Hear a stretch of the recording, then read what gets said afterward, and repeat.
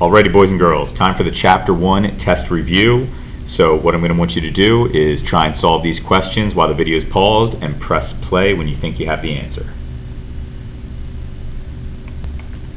Okay, so in the first one, we have 5 more than a number. Since we don't know what the number is, we can put a variable. It can be any letter that you want. The next one, 6 less than the product means multiplication, of 5 and a number. Well, here's the product of 5 and a number, and 6 less than that. So remember, when they say 6 less than something, minus 6 is going to be at the end. Next, the difference of 1/2 a number and 5. Well, there's half of a number. Difference means subtraction. The first thing mentioned goes first. Second thing mentioned goes second. Here's the next step. Press play when you think you have it. Okay, so for the first one, whenever a number touches a letter, it's multiplication, so we have 4 times a number. Here we have 2/3 q to the second power, or you could say 2/3 q squared. Either way is acceptable. Here, subtraction is a difference. So we have the difference of, and remember, the first thing you write about is the first thing in the problem.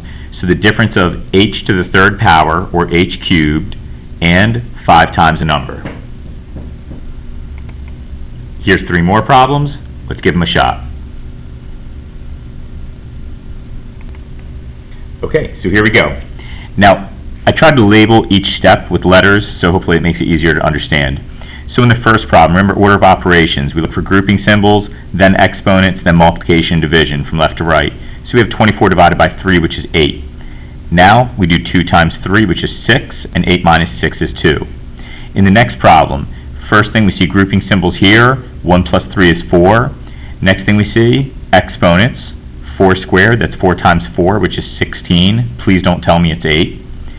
Next, we have 2 multiplied by 16, which is 32, and 36 minus 32 is 4.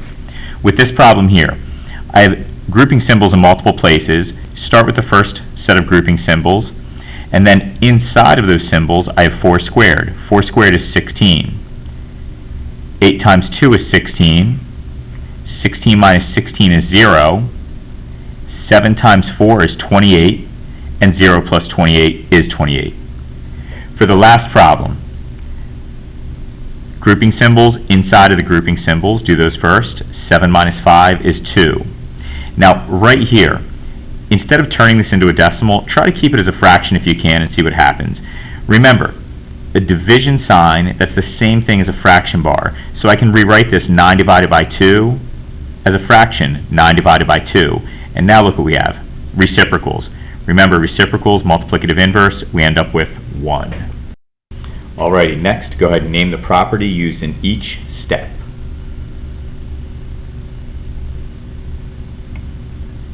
Alrighty, so first we have 15 divided by 3, which is 5, that's substitution. Next, 5 minus 5 equals 0, that's additive inverse. Additive inverse, if you don't understand this is the same as 5 plus negative 5 or 5 minus 5. That's why it's additive inverse. Next, we have 7 times 1/7. These are reciprocals. If that's not obvious to you at first, remember, any whole number you can make into a fraction by putting it over 1. So this would be 7 over 1 multiplied by 1/7. These are reciprocals, so multiplicative inverse. Remember, when you multiply reciprocals, the answer is 1. Next, we're going to multiply 6 by 0, which gives us 0. That's multiplicative property of 0. And 1 plus 0 is 1. Anything you add to 0 is itself. That's additive identity. Alrighty, try these out. Press play when you're ready. Okay, so here, what we're going to do is we're going to distribute via multiplication this by each of the terms in the parentheses. 3 times 4, the signs are the same, so the answer is positive, and it's 12.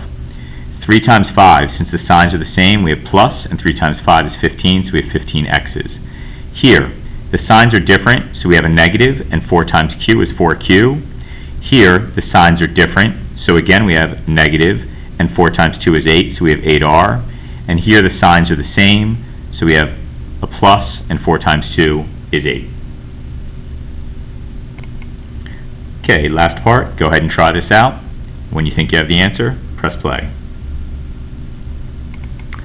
Okay, so with these, basically what's happening is we're using functional notation, and whatever you see here, you're essentially putting that in for the variable.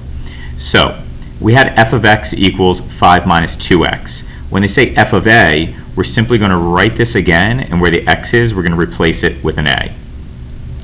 Right here we have f of 3. So again, we write down this, but where the x is, we put a 3. And now we simplify. 2 times 3 is 6, and 5 minus 6 is going to be negative 1. Here, we're replacing x with negative 6y, and you can see that we did that here. Take a look at the similarities. And just like with the rules for distributive property, minus 2 times minus 6y, the signs are the same, so it's plus. 2 times 6 is 12, so we have 12y there. Now, this one is a little interesting. Not only am I replacing the x with an h, but after I've replaced everything, all the x's with an h, then I have minus 5 at the end. So inside the brackets, that's this right here, this expression with an h substituted for x. Then outside of the brackets, then we have the minus 5.